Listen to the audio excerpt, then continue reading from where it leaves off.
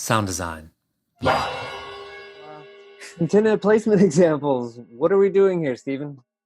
All right, so I've been talking to quite a few folks about some of the wireless issues they've been having and just questions and concerns, and many of them have mentioned some advice on antenna placement.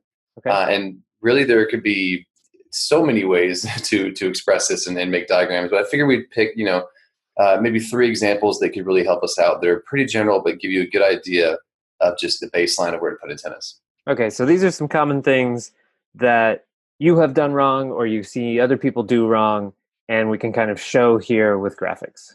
Both, yes. I have done them wrong, and I see it done wrong all the Okay. time. Little column B. Okay, so my hope is that an infographic should be fairly self-explanatory. So if you have the patience for it, I would love to see what I already understand and then maybe ask questions about what I don't understand so far. Yeah, let's go for it. Okay, so I don't know what all these shapes are, but I know that these are 2 antennas, and the title here says IEM-TX and mic RX. So I understand that to being in-ear monitor transmitter and microphone receiver. Is that correct so far? Absolutely correct. Okay, so what is this crazy looking antenna on the left here that's the IEM transmitter? So that is a very common antenna type that we use for IEMs. It is called a helical. And that little spiral there you see is actually what is basically shifting the wave to make something called, 360-degree polarization, to create what's called circular polarization, which means that if we have a pack, and should have had this ready. There we go. If this is my in-ear pack, that means if I bend over and the antenna turns sideways or it's straight up, it doesn't matter. That antenna is basically shifting the wave 360 degrees to where it's going to reach it at any point.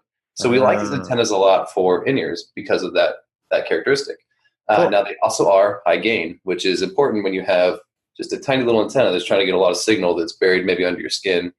Signal is important. So we have circular polarization to hit the antenna at any direction, and we have a lot of forward gain to try and push through clothing and skin effect. And okay, so the helical antenna makes it so that I can mount the receiver any way I want for the in-ear monitor, and it has lots of forward gain.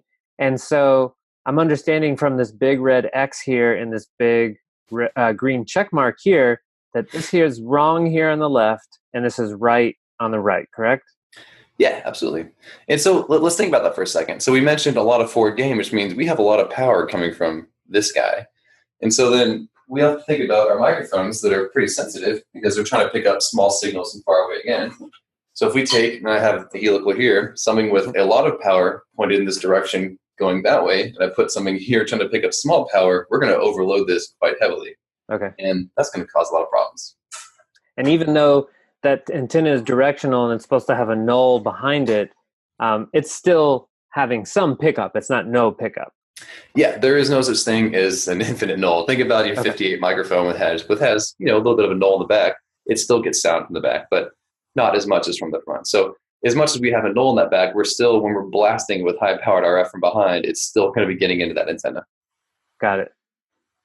Okay, so this is making sense to me. If I set these up, I should have the IM transmitter behind the receiver. So I shouldn't have the IM transmitter behind the receiver so that I don't blast my receiver with unwanted transmissions. Yes. Okay. And some of you, and a lot of RF comes down to, some people might say, well, I've done it before and it worked. But it depends on a lot of things. You could have had your frequency band was far enough out where it's filtered. But again, we're always going to general practice because the minute one thing breaks in the system, that could be all it takes to just destroy your signal. So we want to just follow good practice from start to finish. Cool. All right. So far this makes sense to me. So I can kind of remember this setup for the antennas. And it looks like, since we're looking at the side here, and this is like a section view, we're just looking at these 2-dimensional representation here of the antennas, then this maybe is the same thing down here in the middle, but a plan view from the top. So now I'm looking at something similar, but from the top. Is that correct? Yeah. And so this is kind of what we're looking at here is we kind of want to get more than 6 feet away from any transmitting antenna.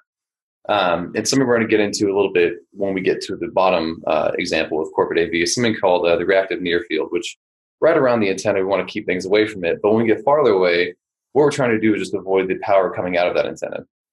again, like we talked about the null, there is a null and there's a lot of direct forward direction that's very focused and helical, but it's also radiating out the sides as well. So we want to keep transmitting antennas a minimum of 6. A lot of people say 10, but 6 you can get away with. And a lot of times there's, you can say, I want this 20 feet that way, but in practical situations, that doesn't always happen. So I feel like 6 is a very good compromise. You'll be safe that way.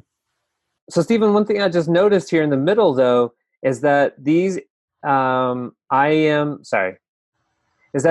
LPDA shark fin antennas are not all the way behind the helical antenna like they are up here in the section view. So why aren't they pushed farther backwards like up here? That's a very good point. And so the example we have up here is more for close proximity. If they're not 6 feet apart.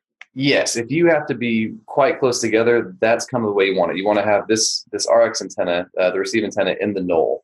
Now, if you have some room to spread out, which always everyone we kept talking about is a very good thing, then we can actually we can play a little around a little bit with it not being directly behind that, because you're far enough away to where, in a sense, you're almost using space to filter that out of the antenna. So this is all good so far. So now, what about this bottom part? This looks like the big red X is telling me antenna farm bad, having the receivers also close to each other, and we need to space them apart. And I'm guessing at least 6 inches, right? Yes. Okay. Absolutely. And like I mentioned very briefly before, something called the reactive near field. So let me pull this in. We have something called an antenna farm. A lot of people talk about antenna farms. So we have these antennas close to each other. Even if they're on the receive, once this starts getting energy and starts resonating, it can actually transfer some of that energy back and forth. So we lose that energy between different antennas. Now, if you have frequencies spaced very close together, that could get some unwanted signal in this antenna that could cause interference. But we're also losing some of that energy. So if we space it out about 6 inches, technically around 5 inches is the reactive near field of about 470 megahertz. So 6 inches. Again, more is better, but because of constraints in an actual environment that we operate in, you can't have a corporate AV table with your microphone with your receivers. Sure. That's why we stack them up normally, right? Exactly. As we're trying to save space. Because it saves space and it looks pretty, but it's not always the best for RF. So again, 6 inches, it's a compromise, but it should get you in a pretty safe area. And the only way to not have to do this kind of spacing would be to have an antenna splitter, right? So then we could just have 2 antennas, a splitter, and those all go out to each of the receivers. Yes, and that works well because there's isolation on each one of those ports. So everything, essentially you can put isolators on every antenna, but that becomes a whole other topic and quite expensive. But yes, so the other way to do this is with an antenna distro or a multi-coupler and 2 antennas. Awesome. Well, this has been really helpful for me. This is something that I feel like I would print out and take with me, because although I understand it right now that we've had this conversation, I feel like I could pretty easily forget about this, in a couple of weeks when I might need to use it. So if you're watching right now and you have some questions about this, please comment below this video. If you have any other suggestions about antenna placement and how it's done best and how you do it, I would also love to hear those. My whole goal in doing this kind of stuff is not only for myself to learn more, but for us to sort of share all this information. So Stephen, thank you much. So Stephen, thank you so much for putting this together. And I think you're working on some more that we're going to be talking about in the future, right? Absolutely. I'm quite excited about it, and I hope everyone watching this sticks in for that part as well. Sound design. Yeah.